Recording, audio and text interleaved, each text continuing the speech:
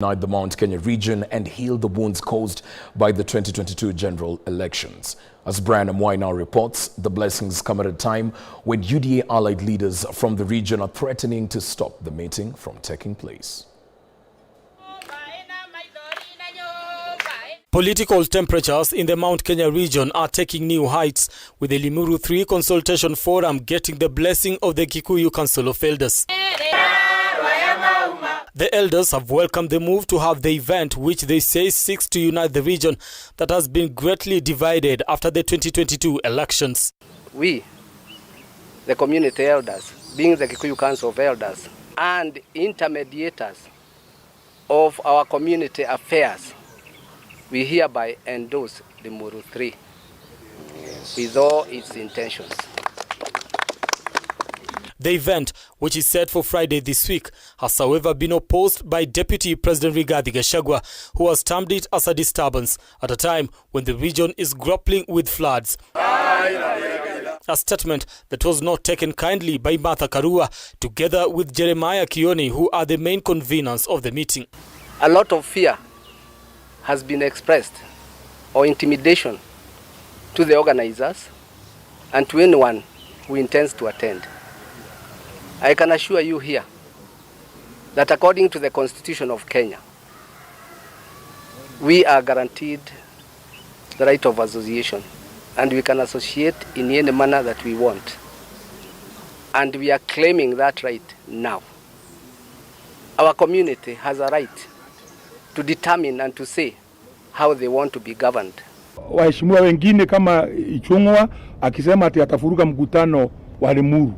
Mkutano wa Limuru ni wa watu wote wa Mount Kenya, adhubutu ili atujue sisi. We've talked about leadership generally. We did not give any exception. That is the answer to that. Whether we expect that there will be any people, any disruptors, we have just given a caution generally. And that's it.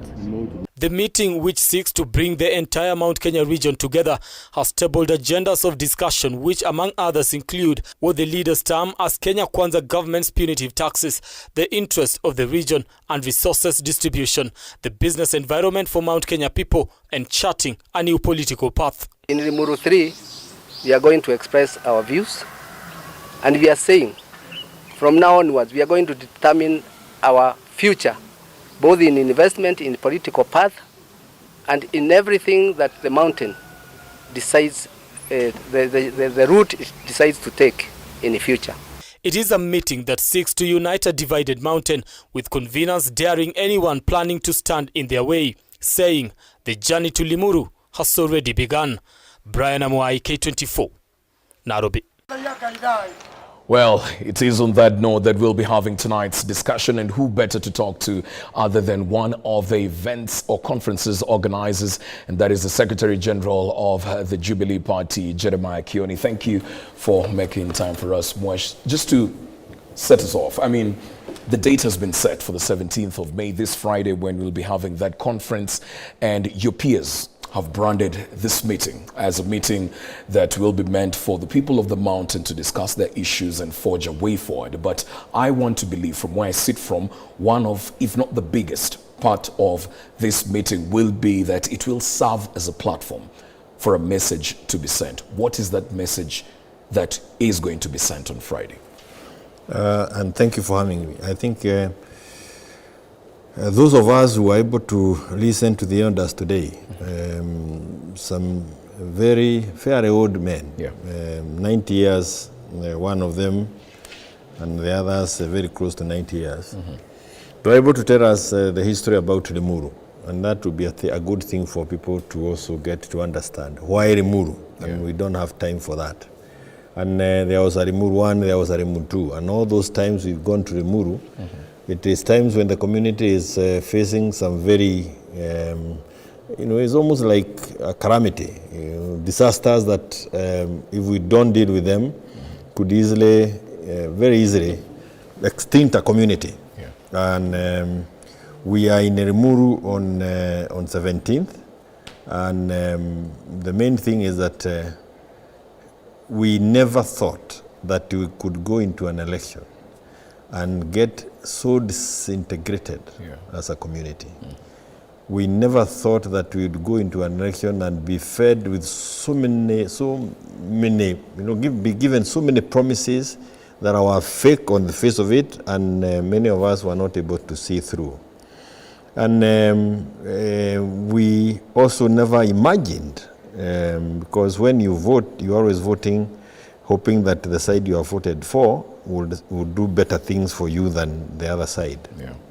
You're always looking for a good life, a better life than what you have. So we never thought that we would have a team in office, like the current regime we have under William Ruto, that will unleash the kind of economic havoc that has been unleashed to the community. Yeah. Economic sabotage on a daily basis. And it is important that we address these issues when we have time.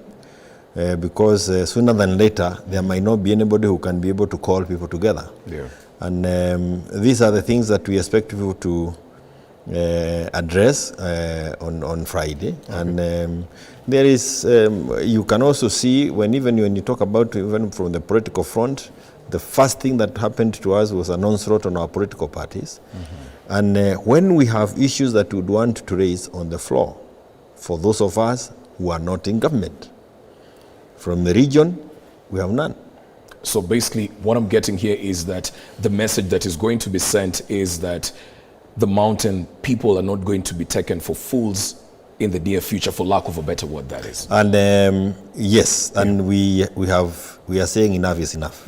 We have to resist this unnecessary onslaught. Okay. And for us to be able to do it properly, meaningfully, and also to ensure that it is a thing that goes beyond just rhetoric. We're also saying that the unity of those like-minded people is very, very crucial. And we know where we are coming from. And we also have an idea of what we should never do again for us to avoid where we are. Let me say this from the beginning again. The Limuru 3 consultative forum that we're having on the 17th is convened by leaders of political parties. Yeah. Political parties that have substantive presence within the mountain. They are the ones who came together and said something is completely wrong. We may have voted differently, but what is going on now in our community, in our region, is not right. Can we sit together and think together? Can we sit together and reason together? And that's how we started. So the people you see convening the Limuru are leaders of political parties. Yeah. And we have more than 31 political parties in the region. Okay. They have agreed to come together, if to the point of forming an umbrella, where from that point we will not again continue reasoning outside the umbrella. We first of all sit within the umbrella. If you want to go your own way as a political party, we have agreed on what is good for our community, so that we are never, ever again mishandled and mismanaged the way we are being mishandled today. Okay, well, you've talked of leaders of political parties coming together to form this sort of conference, but of course, one man who's at the center of that is the deputy president. He is not a party leader, he is a deputy party leader, but it goes without saying that he has some influence in the region. And just before we get to the real intentions with the deputy president with regards to this meeting, let's try and probably clear something out, because initially there was some sort of jitters between your side and his side, because he in some way thought that his opinion hadn't been sought after when you're planning this meeting, considering he's the region's kingpin, at least with regards to his job as the deputy president. Has that been sorted out? We have issues that we must deal with. Yeah. And many of these issues have been occasioned to us by the UDA government. And those of us who came together belong to parties that are outside the KK and the UDA regime. Yeah. When you talk about the grabbing of land, it is being done by people in UDA. When you talk about the unfair taxation that we are seeing, it is being done by the UDA regime. When you talk about the unequal allocation of resources, is being done by those in UDA. So even as we talk about Limuru 3, we are going to talk about the atrocity that have been occasioned on us as a community Okay. by UDA. So when you ask any question or you think through it, that must be at the back of your mind.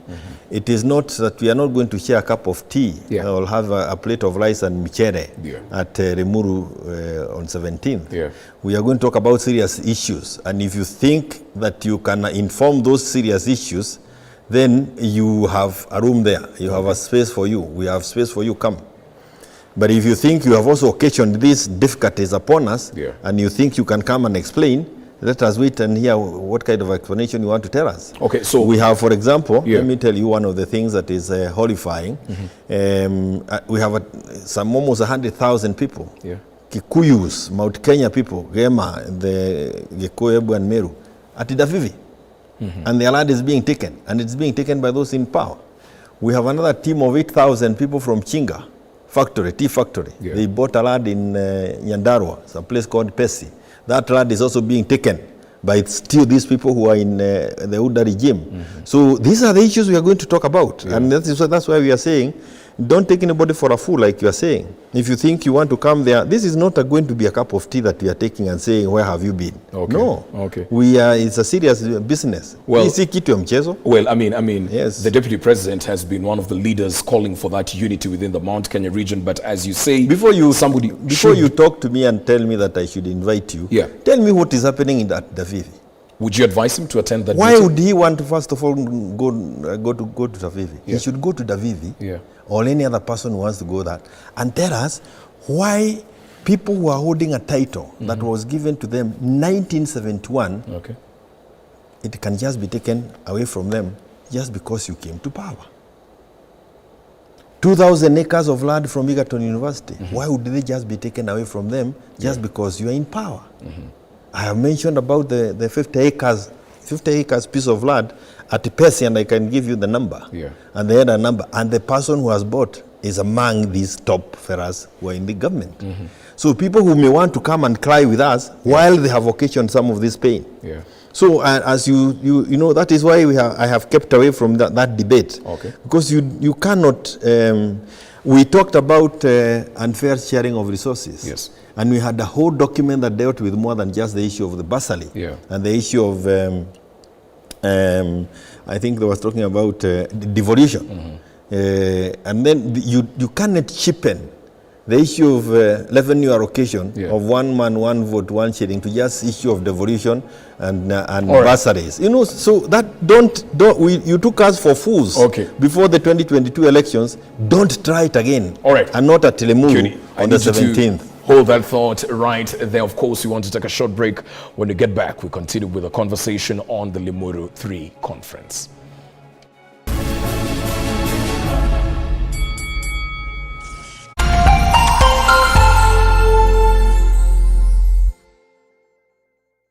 Cheza kama wewe na cheza sita. Ushinde hadi mara 5,000 ya beti yako teke teke.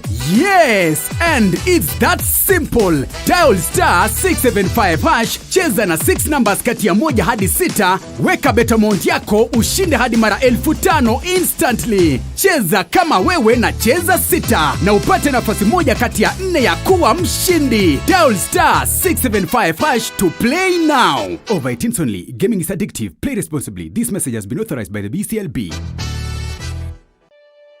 Kote nchini mbele tuendelee.